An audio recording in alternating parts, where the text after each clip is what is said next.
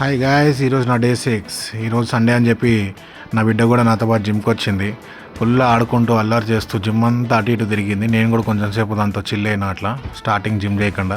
తర్వాత నా వైఫ్ వచ్చి ఇద్దరం చేద్దామని చెప్పి స్టార్ట్ చేయించింది. నా రికార్డింగ్ నా బిడ్డ చేసింది. అది చూస్తారు కదా, మంచిగా చేసింది అనుకుంటున్నా.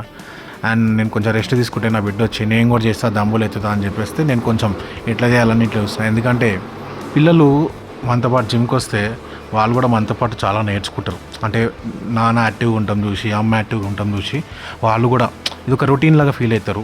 నాకు అనిపించింది ఇప్పటి నుంచి రెగ్యులర్గా తీసుకురద్దాం అనుకుంటున్నా పాపని. అండ్ బాగా అల్లరి చేసింది ఆ రోజు అయితే.